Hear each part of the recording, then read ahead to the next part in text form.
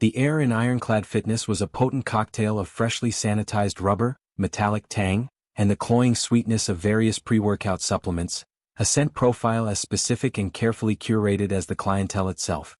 It was a temple to the sculpted form, a monument to the relentless pursuit of physical perfection, where every grunt was a declaration and every drop of sweat a testament to dedication. Foremost, stepping through its polished glass doors was an entrance into a world of competitive self-improvement, a stage for displaying meticulously honed physiques. But for John it was simply a place. A necessary evil, perhaps, a means to an end. He moved through the opulent lobby, past the protein bar with its rainbow of branded shakers and the impeccably coiffed receptionist who barely registered his presence beyond a perfunctory nod. His worn gym bag, a practical olive-drab canvas relic that seemed to predate the concept of athleisure, felt almost sacrilegious amidst the sleek, designer sports luggage. His attire, too, spoke of utility over vanity, a faded gray t-shirt that had seen better days, cargo shorts with pockets that actually served a purpose, and a pair of scuffed, functional cross-trainers. He wasn't there to make a statement, nor to be seen. He was there to work. His presence was predictably an anomaly.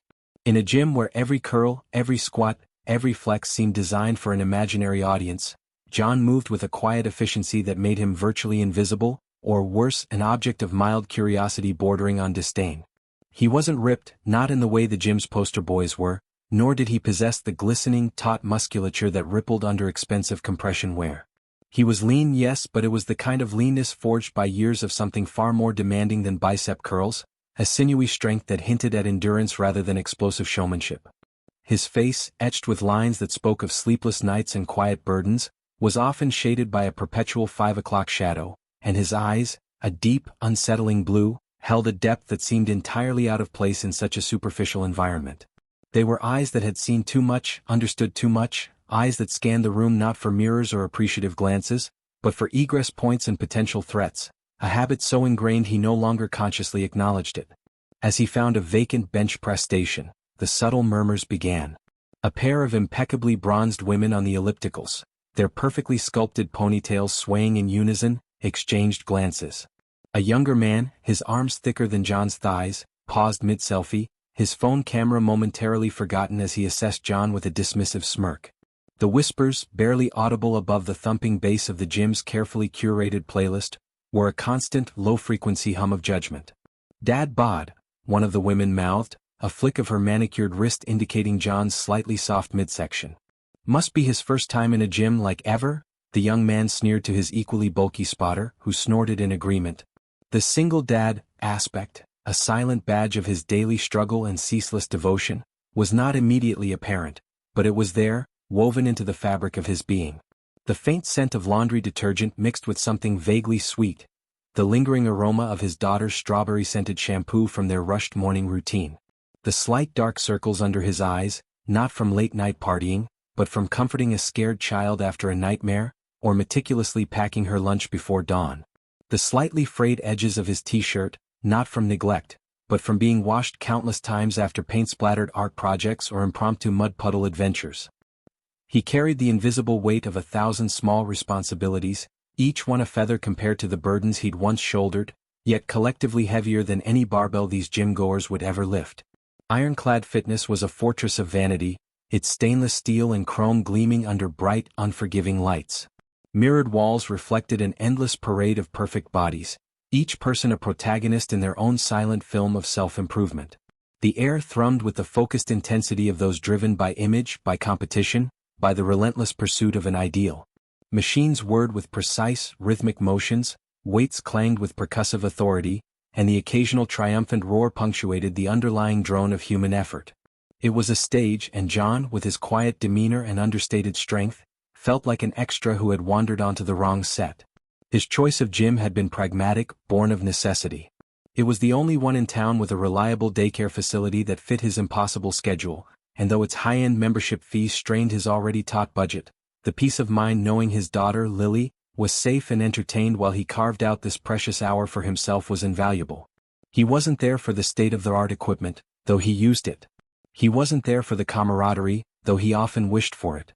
He was there for the unyielding discipline it demanded, a discipline he understood on a visceral level, one that kept the rust from setting in, kept the edges sharp even when life tried its best to dull them. Today he was focusing on foundational strength, a return to basics that felt strangely grounding. He loaded the barbell on the bench press with what, to the casual observer, seemed like a moderate amount of weight. Not heavy enough to impress the muscle-bound kings of the bench, who dominated the adjacent area, a trio of men whose self-importance was as inflated as their biceps. Chad, the unspoken leader, a man whose physique was less about functional strength and more about aesthetic bulk, held court, his loud, booming voice reverberating off the mirrored walls as he regaled his cronies, Brad and Todd, with tales of his latest PRs and protein intake strategies. They were a vision in matching designer tanks and perfectly gelled hair, their laughter loud, their gazes sweeping the gym for admiration. When their eyes landed on John, an almost imperceptible shift occurred, a collective narrowing of focus. He was an easy target. John lay back on the bench, his shoulders settling against the worn padding. He took a deep, controlled breath, the kind that filled his diaphragm, a breath that had been taught to him in environments where oxygen was a luxury and control was survival. His hands gripped the cold steel, not with a casual hold, but with a precise, almost surgical determination. He unracked the weight. The bar descended slowly, deliberately towards his chest. It wasn't a struggle, not in the way these men understood struggle, but a controlled exertion, every muscle fiber engaged, every joint stabilized. From Chad's bench, a snicker drifted over. "Look at Captain Cardio over there," Chad scoffed, loud enough to be heard. "Trying to figure out which end is up." Brad and Todd chuckled dutifully. "He's probably lifting his max," Todd added, wiping a bead of sweat from his forehead with the back of his hand. "Bless his heart." John felt the slight burn, the familiar ache in his pectorals, but his focus remained unwavering. He pushed upward, slowly, powerfully, the bar rising back to its starting position. He racked the weight, the clang echoing slightly louder than necessary. He paused, exhaling slowly, his eyes briefly closing as he reset. He ignored them.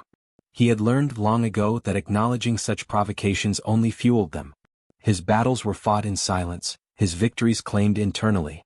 But beneath the placid exterior, a quiet storm brewed. Not of anger, not yet, but of a deep, ingrained weariness. The constant microaggressions of everyday life, amplified by the gym's superficial culture, gnawed at a patience that had once seemed limitless. These men, with their easy lives and their focus on superficial gains, couldn't possibly fathom the true meaning of strength, the kind forged in the crucible of impossible decisions and relentless pressure.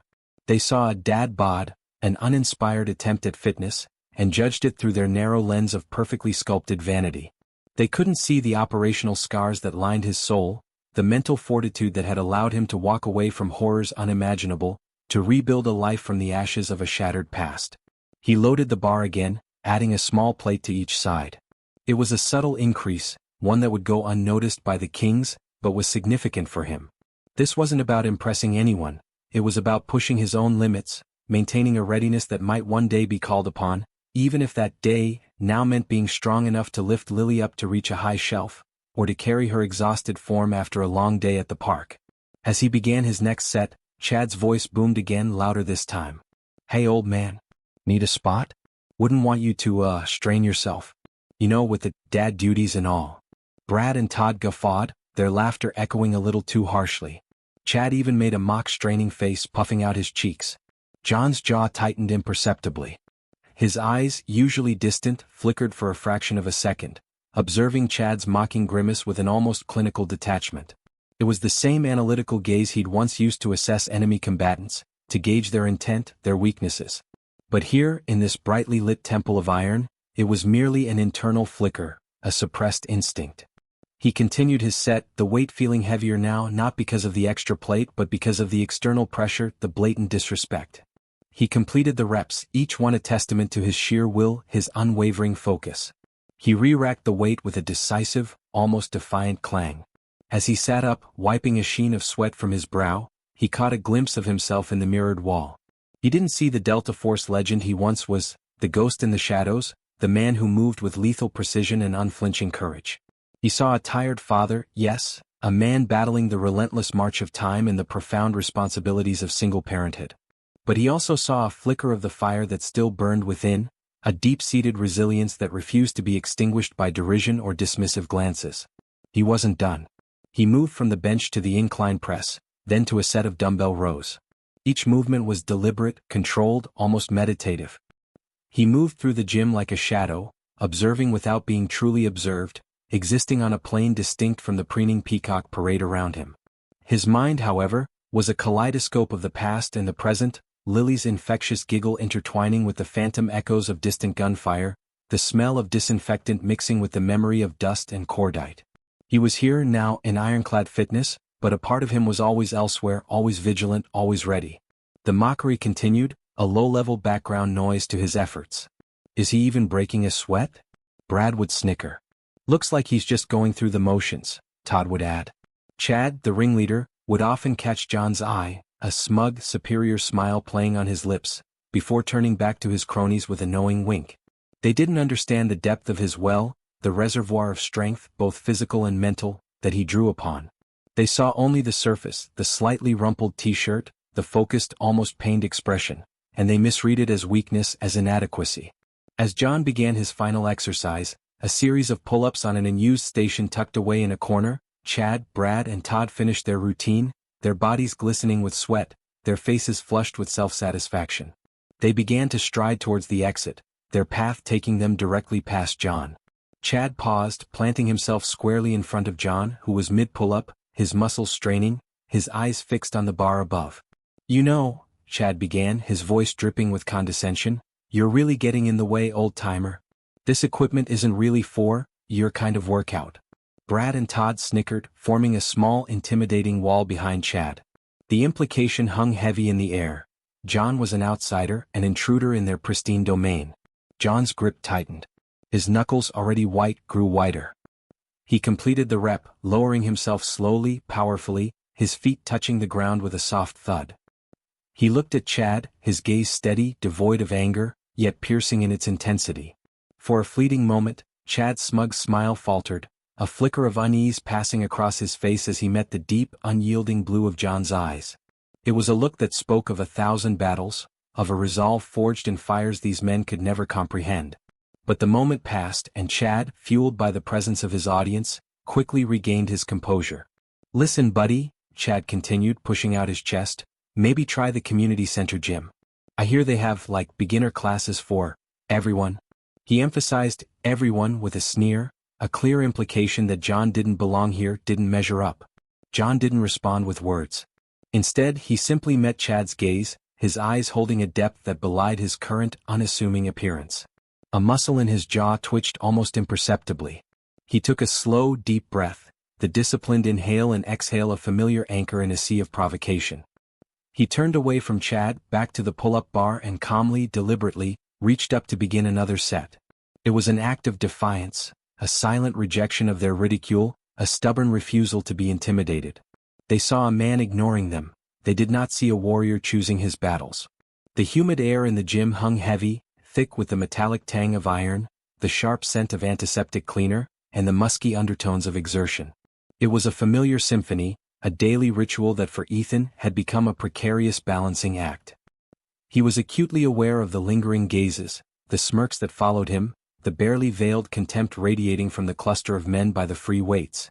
Their leader, Jax, a mountain of superficial muscle draped in an expensive tank top, hadn't yet directly confronted him this morning, but the tension was a palpable weight, pressing down on Ethan's shoulders with every slow, deliberate lift. This unspoken anticipation, a prelude to the inevitable daily torment, was almost worse than the taunts themselves. He knew what they saw, a man nearing 40, perhaps a little soft around the middle, his t-shirt clinging to a physique that spoke more of functional strength than aesthetic bulk. His worn sneakers, a subtle contrast to their gleaming, brand-new athletic footwear, were just another detail in their mental checklist of his perceived inadequacies.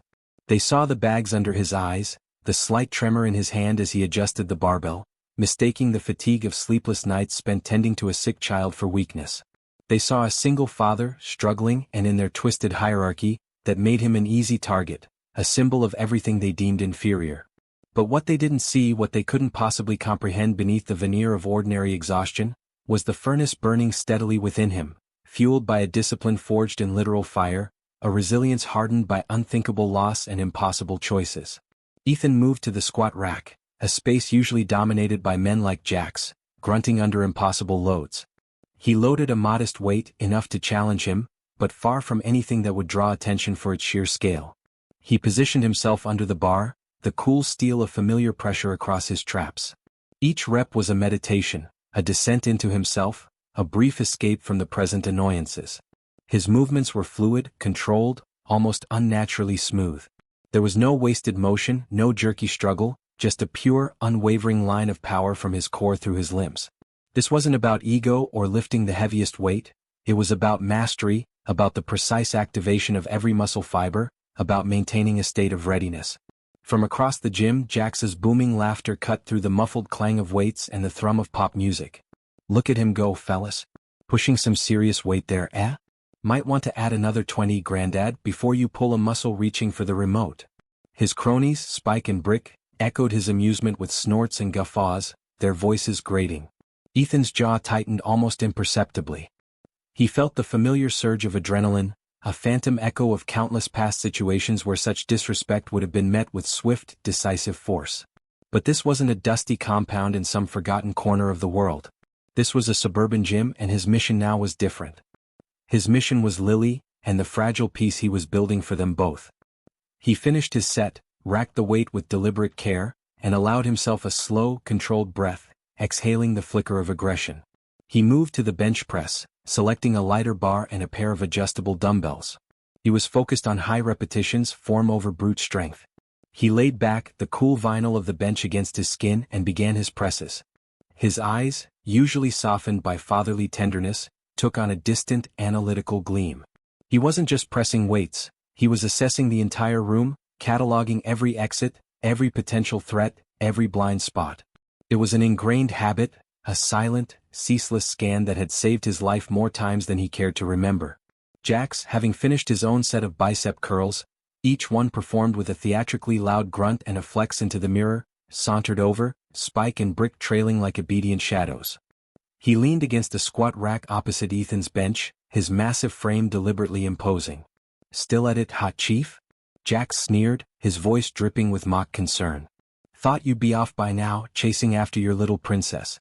Don't want her missing her juice box time, do we?"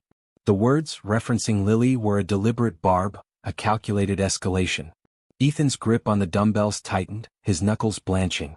He finished his current rep, lowering the weights slowly before sitting up. His gaze met Jax's, not with anger, but with an unnerving, almost flat intensity that seemed to momentarily deflate the bully's bravado. "My daughter isn't something to joke about," Ethan said, his voice low, steady, devoid of inflection.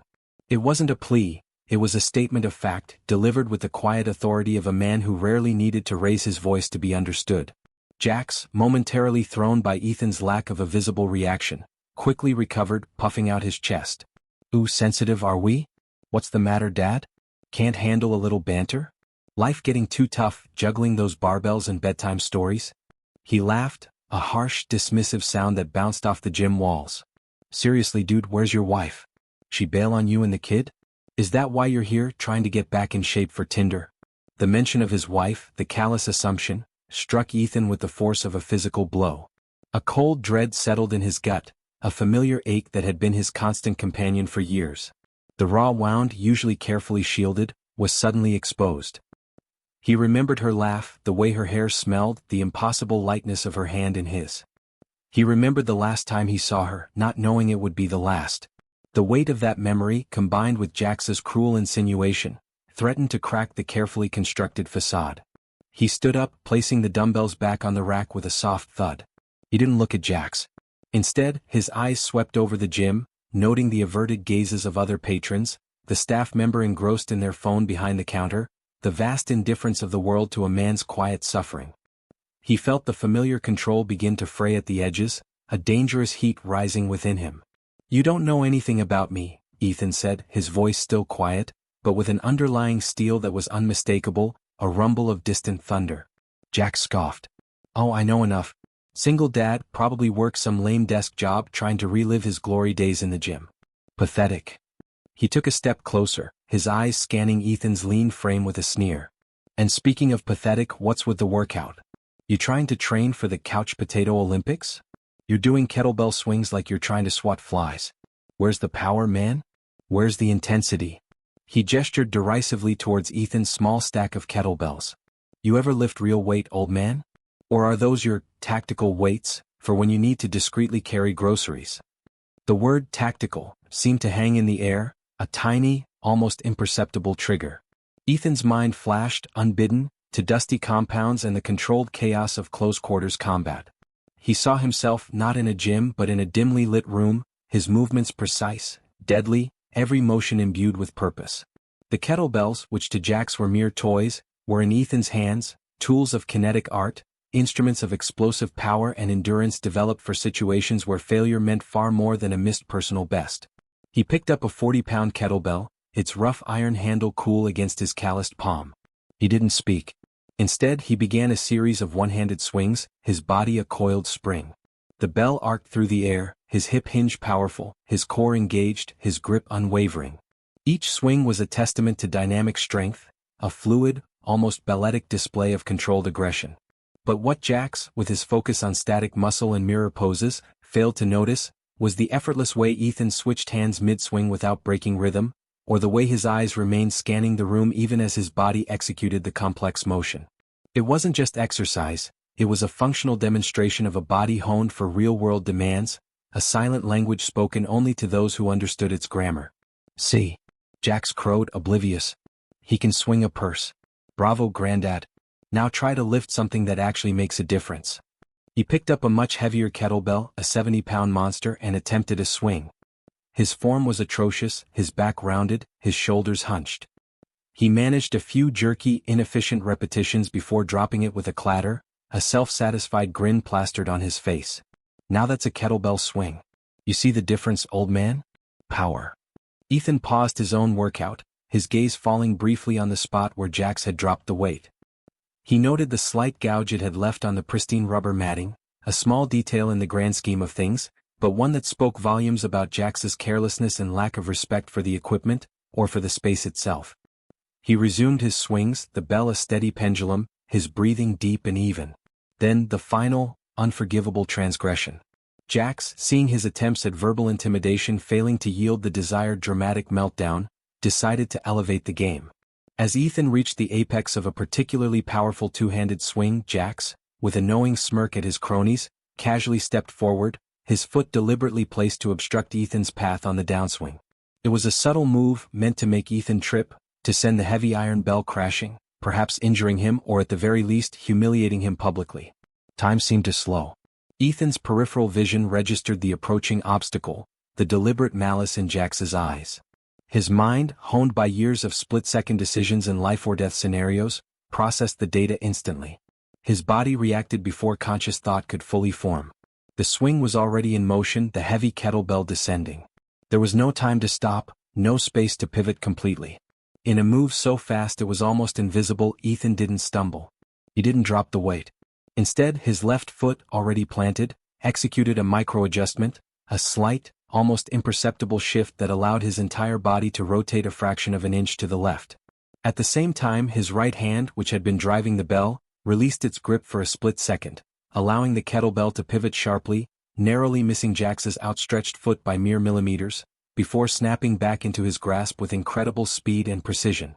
The bell continued its upward arc, the momentum unbroken, the fluidity of his movement undisturbed.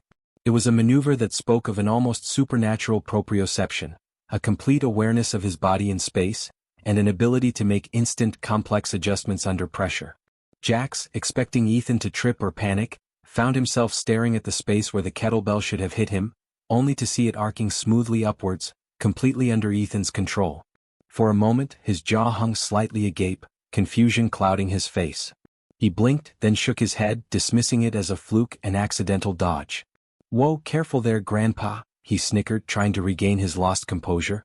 "Almost took my foot off. Clumsy, aren't we?" Ethan finished his set, placing the kettlebell down with a soft, controlled thud. He didn't dignify Jax's comment with a response. Instead, he simply reached for his towel, wiped his brow and turned towards the water fountain, his movements still calm, deliberate, but with a new, almost imperceptible edge. He paused at the fountain, taking a long, slow drink, his eyes scanning the gym, meeting no one's gaze directly but missing nothing. He collected his minimal gear, his phone, his keys, a faded drawing of a stick figure family from Lily. Jax watched him go, a mix of annoyance and lingering confusion on his face. "Whatever, old man," he muttered, loud enough for others to hear. "Still moving like you're trying to impress someone in a nursing home." But as Ethan walked out of the gym, the glass doors sliding shut behind him, a strange silence fell over the free weight section. Jax, Spike, and Brick found themselves suddenly without a target, and the usual boisterous energy of their banter seemed to dissipate, leaving behind a subtle, unsettling quiet. There was something in Ethan's final, silent departure, something in the cold, unyielding precision of his movements, that had momentarily unnerved even them. They couldn't explain it, but for a brief, fleeting moment, the dismissive laughter caught in their throats, and they were left with an uneasy feeling, a faint, almost imperceptible chill in the humid gym air. The next confrontation they knew was inevitable, but something had shifted. Something about the quiet man had changed, or perhaps for the first time, they had glimpsed a sliver of what he truly was. The metallic clang of dropped weights echoed through the expansive high-ceiling gym, a symphony of casual aggression and strained effort. John, his shoulders burning with the last reps of an overhead press, felt the vibrations deep in his bones, a familiar rhythm that had once accompanied much graver sounds. Around him, the air, thick with the scent of sweat, ozone, and artificial lemon cleaner, shimmered under the harsh fluorescent lights, illuminating the endless parade of flexing muscles and self-conscious glances. He was a silent anchor in this sea of performative strength, his presence, though outwardly unassuming, growing heavier with each passing day. The trio, Chad, Brad, and Kevin, had become a fixture in his peripheral vision, their mocking laughter and pointed whispers now escalating into an almost theatrical performance designed solely for his benefit. Today they had claimed the squat rack directly adjacent to his bench press, their ostentatious grunts and exaggerated poses a direct challenge to his quiet focus. John could hear Kevin's voice, sharp and derisive, cutting through the gym's pulsating soundtrack. "Look at the old man still trying to hang on. You'd think he'd have given up by now." "Sad really?" Chad snickered, a low, guttural sound as he loaded an absurd amount of weight onto his bar, seemingly for show rather than actual lifting.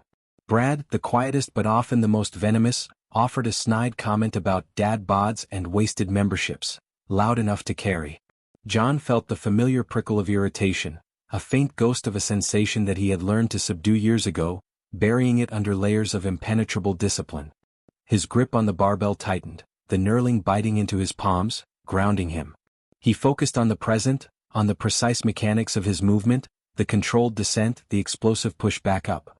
Each rep was a battle fought and won, a small victory against not just the weight, but against the insidious external noise, the internal temptation to react. He thought of Lily, her bright, innocent eyes, her unwavering faith in him. He came here not just for himself but for her, to be the strong, stable rock she needed, to set an example of perseverance, even when the world was unkind. Reacting to these overgrown bullies would be a failure, a demonstration of weakness that he simply could not afford, not for his own sake but for hers. He finished his set, racked the bar with a soft clink and slowly sat up, taking a deep, controlled breath. His gaze swept across the gym, not lingering but absorbing every detail, the positioning of the bros, the empty space on the far side, the approaching trainer, the flickering light in the corner. His mind, honed by years of high-stakes observation, processed it all in an instant, categorizing, analyzing, filing away. He knew their patterns now, their peak times, their typical routines, their favorite pieces of equipment. He knew how Chad postured, how Brad subtly shifted his weight when he was about to make a cutting remark, how Kevin's eyes always darted around for an audience before unleashing his jests. They were predictable, almost childish in their transparent cruelty. He had faced far more complex threats, far more sophisticated adversaries. This was merely background static. As he moved to the leg press, Chad suddenly stepped in front of him, ostensibly heading to the water fountain, but lingering just long enough to force John to alter his path. "Watch it, Grandpa," Chad sneered, a flicker of challenge in his eyes. John simply sidestepped, his movement fluid and economical, his gaze unwavering but neutral. He didn't dignify the remark with a response, didn't even acknowledge Chad's existence beyond the necessary spatial adjustment. This calculated non-reaction, however, seemed to infuriate them even more. They thrived on a reaction, any reaction, that affirmed their perceived dominance. His quiet resilience was an affront. He settled into the leg press, carefully adjusting the weights. He felt a faint, almost imperceptible tremor in the machine's hydraulics. He knew this machine knew its quirks. Someone had tampered with the pin, pulling it out just enough to make it seem secure, but poised to slip under heavy load. A classic, childish prank, designed to cause embarrassment, perhaps a minor injury. His lips pressed into a thin, almost imperceptible line. He removed the pin, reseated it with deliberate precision, ensuring it was fully engaged, then added a few more plates. The bros, now watching, exchanged knowing glances. They expected him to struggle, to look foolish. John began his reps, each push a controlled explosion of power. His quads burned, his hamstrings screamed, but his face remained impassive. His breathing was deep and rhythmic, a practiced cadence that conserved energy and maintained focus. He pushed through the pain, through the fatigue, through the taunts that were now being hurled with increasing frequency. "Still lifting like a girl, old man?" Kevin jeered, his voice dripping with condescension. "Maybe try some real weight, not those baby plates." John pushed harder. He felt the familiar rush of adrenaline, not from anger but from the exertion, from the pure, unadulterated effort of challenging his own limits. His mind drifted, as it often did during these intense physical trials, to memories of other challenges. He remembered the relentless sandstorms of the desert, the bone-chilling cold of mountain ops, the suffocating pressure of underwater demolitions. He remembered pushing his body to the absolute brink, then finding reserves he didn't know he had, fueled by an indomitable will, a refusal to break. This gym, these weights, these petty provocations, they were child's play in comparison. Yet, in their own way, they served a purpose. They kept him sharp, kept him grounded, kept him in touch with the warrior he still was, deep beneath the surface of the single dad. He closed his eyes for a moment, picturing Lily's face, her infectious laugh. He was doing this for her. He had promised her he would always be strong, always be there. That promise was a sacred vow, a lifeline. He wouldn't let these imbeciles chip away at his resolve. He wouldn't give them the satisfaction. He had seen men break under pressure far less significant. Men who were supposedly tougher, stronger. But true strength, he knew, wasn't just about how much you could lift. It was about how much you could endure, how much you could protect, how much you could sacrifice. As he neared the end of his final set, the bros decided to intensify their harassment. Chad, feigning a clumsy misstep, purposefully bumped into the weight rack near John's machine, causing a cascade of heavy plates to clatter loudly, one narrowly missing John's foot. The sound was jarring, designed to startle him, to break his concentration, perhaps even to cause him to lose control of the leg press. But John's reaction was instantaneous, preternatural. Before the first plate even hit the floor, his foot had subtly shifted, barely an inch but enough to avoid any contact. His eyes, though still seemingly focused on the machine, registered the entire event, the intent behind it, the near miss, all in a fraction of a second. He didn't flinch, didn't gasp. He simply completed his rep, his breathing unwavering. Chad, seeing his attempt fail to elicit a reaction, huffed in frustration. "What, no reaction, old man? Cat out your tongue? Or are you just too tired to care?" Kevin and Brad chuckled, their faces alight with malicious glee. John finally finished his set. He slowly, deliberately disengaged the safety, letting the massive stack of weights descend with a controlled hiss. He stood up, stretching his legs, feeling the deep burn. He moved towards the water fountain, which, coincidentally, was now surrounded by Chad, Brad, and Kevin, who were engaged in a loud, boisterous conversation, effectively blocking access. He paused, a mere 3 feet away, his presence a silent challenge. They glanced at him, then back at each other, their grins widening. Kevin took a long, theatrical swig from his bottle, deliberately making eye contact with John, then slowly poured the remaining few ounces onto the floor, directly in John's path. "Oops," he said, feigning an innocent shrug. "Guess you'll have to wait or step in it, Grandpa." For a fleeting moment, John's gaze sharpened, a flicker of something ancient and dangerous in his eyes that would have sent shivers down the spine of anyone who understood its meaning. It was the look of a predator assessing prey, of a warrior calculating risk, of a man pushed to the very precipice of his legendary patience. But it passed as quickly as it came, replaced by the same calm, unreadable expression. Instead of reacting verbally or physically, John simply took a slow, deep breath, his chest expanding almost imperceptibly. He took one step, then another, his path unerringly towards the now wet patch on the floor. Just as his foot was about to land in the puddle, his body executed a movement so subtle, so fluid, it was almost imperceptible.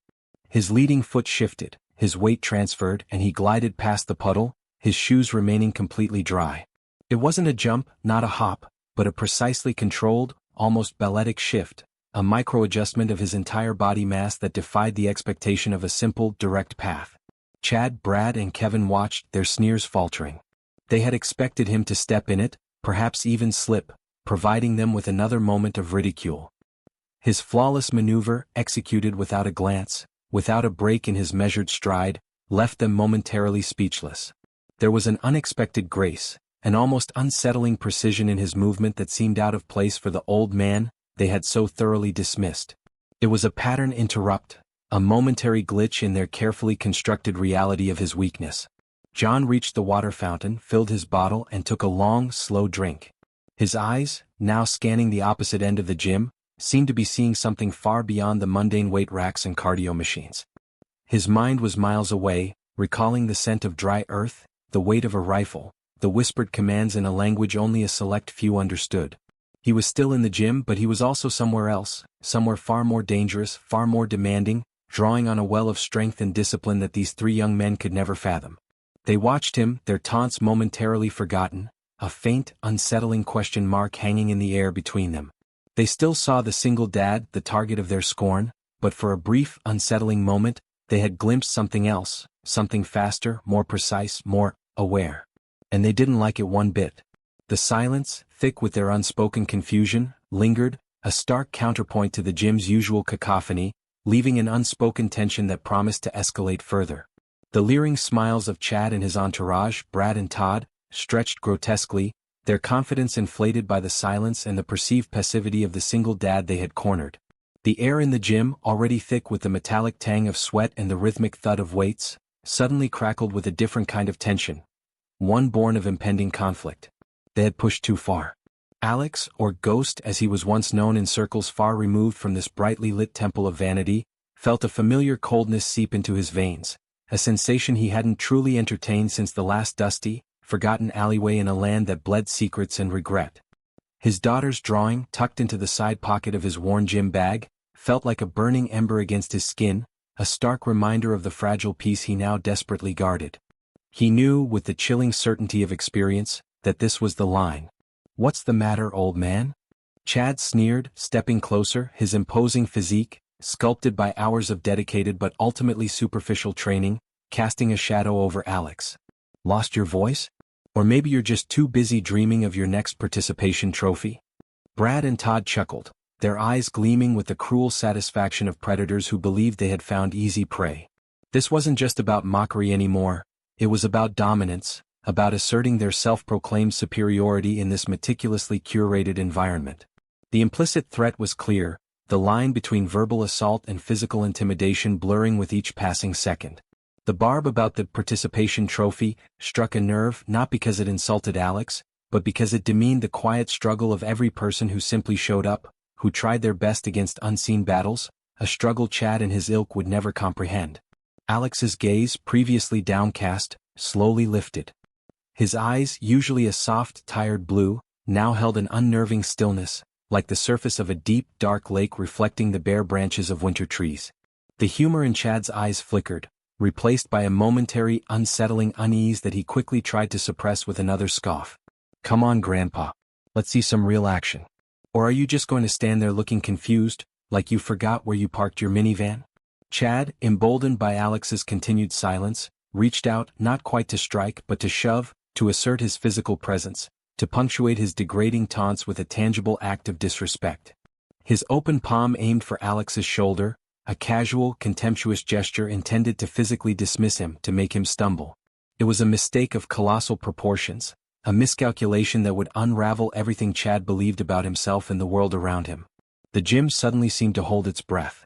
The distant clanking of plates, the rhythmic whir of ellipticals, all faded into an indistinct hum as several other gym-goers, drawn by the escalating confrontation, paused their workouts, their gazes fixed on the scene unfolding near the squat rack.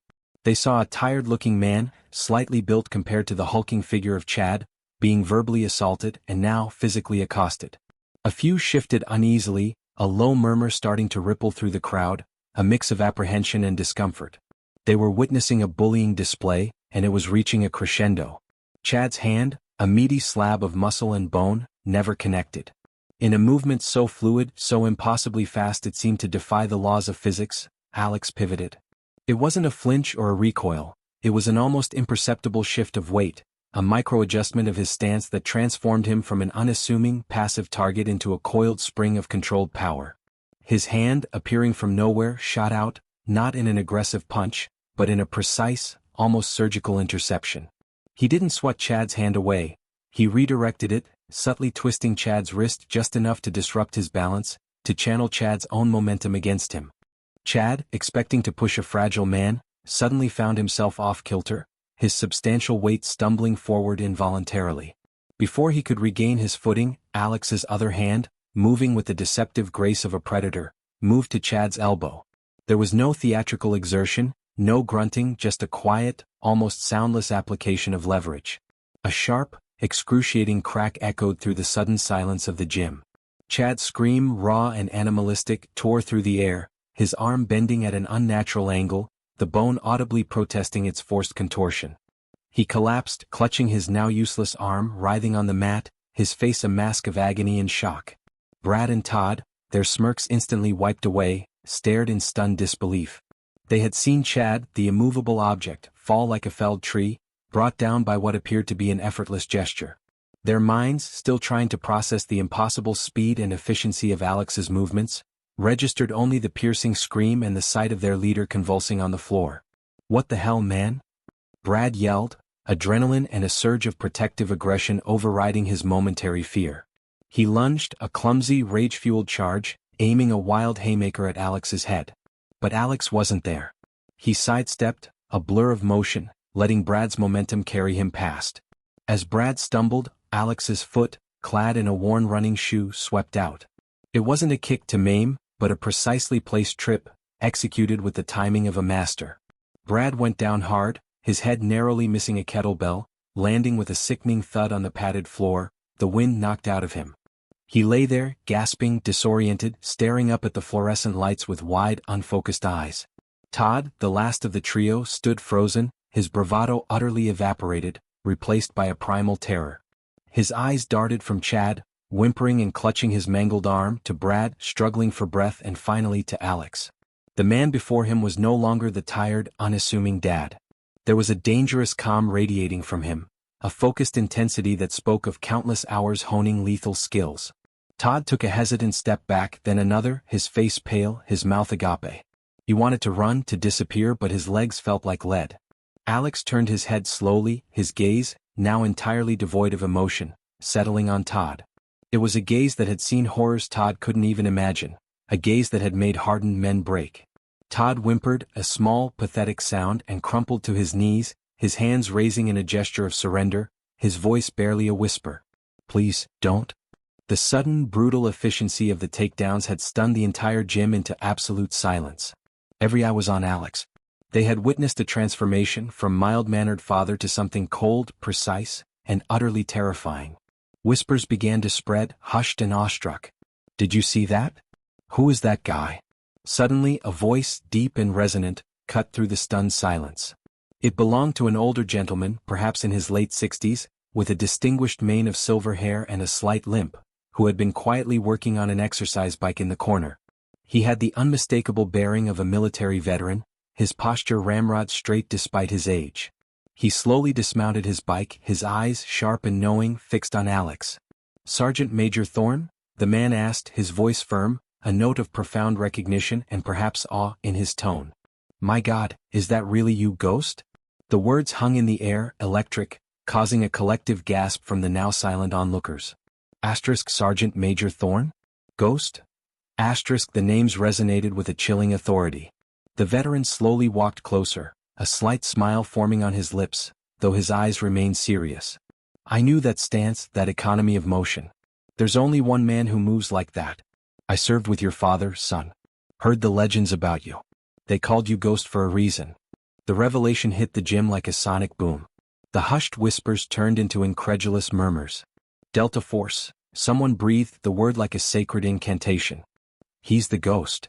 Another voice added, "I read about him. The Kandahar incident, the rescue mission in Somalia, he's a legend." Chad, still gasping for air and cradling his visibly dislocated arm, heard the words and his face, already contorted in pain, twisted further into a mask of pure horror. The arrogant contempt that had fueled his bullying evaporated, replaced by the crushing weight of his monumental error.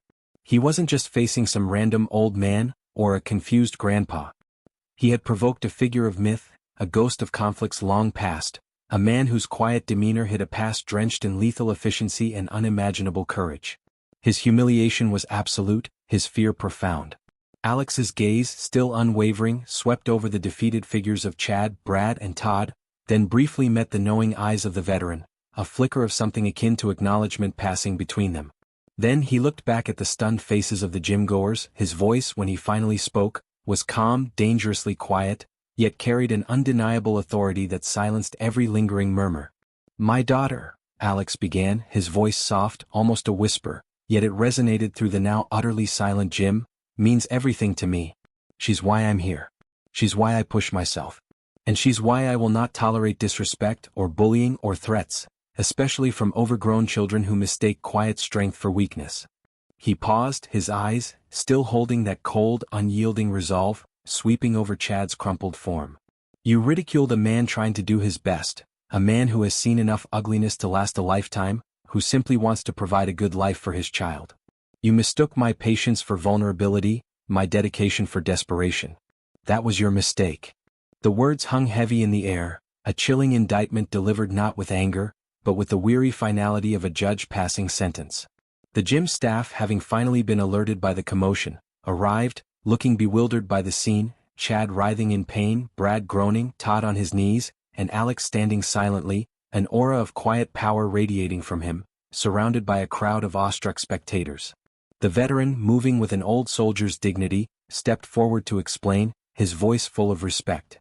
"These young men here," he gestured dismissively at the humble trio, "had the misfortune of harassing Sergeant Major Thorne, a decorated Delta Force legend. They're lucky he's retired." The gym manager, a burly man named Dave, whose own military service had instilled in him a deep respect for veterans, especially those of Alex's caliber, turned a furious gaze upon Chad, Brad, and Todd. The sight of Chad's clearly broken arm and the story quickly relayed by the veteran left no room for doubt. The three would not only be permanently banned from the gym, but Dave personally made sure an ambulance was called for Chad, and police were notified for an incident report, not for Alex's actions, which were clearly self-defense against escalating physical threats, but to document the harassment. The weight of their actions and the identity of the man they had scorned settled upon the trio with crushing finality. Their gym life, and likely their social standing in the local fitness community, was irrevocably shattered. Alex, however, didn't linger for the aftermath. With the crisis diffused and the lesson delivered, the coldness in his eyes began to recede, replaced by a flicker of his usual weary compassion. He gave a slight, almost imperceptible nod to the veteran, a silent acknowledgement of shared history and mutual understanding. Then he calmly walked over to his gym bag, retrieved his water bottle, and the crumpled drawing his daughter had made, a stick-figure family, with a disproportionately large smile on the dad. He offered a small, polite smile to Dave, who simply nodded back, a silent apology and respect in his gaze. He quietly gathered his meager belongings, his old, worn clothes, his focus already shifting back to the quiet rhythm of his civilian life, to the small, precious world centered around his daughter. He was no longer Ghost, the legendary operator who navigated shadowy battlefields. He was just Alex, a single dad trying to provide, trying to make it through another day, another workout, fueled by love and a quiet, unyielding strength that most people would never see and some only learned about the hard way. He walked out of the gym, leaving behind a stunned silence, a few humbled bullies, and a crowd of witnesses who had just learned a profound lesson. Never underestimate the quiet ones, especially the ones who carry the weight of a silent, formidable past. The next morning, the gym was abuzz with the story, retold in hushed, reverent tones. The tale of Ghost, and the humbling of the gym bros, became instant legend.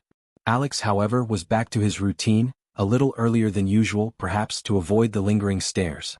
He knew the quiet life was still his primary mission, but sometimes, even a ghost had to remind the living of what lay beneath the surface. He smiled faintly, thinking of his daughter's joyful laughter, a sound far more precious than any medal or commendation. That was his true reward, his true legacy. The world might have forgotten Sergeant Major Thorne, but Alex knew with a comforting certainty that his daughter would never forget her amazing dad.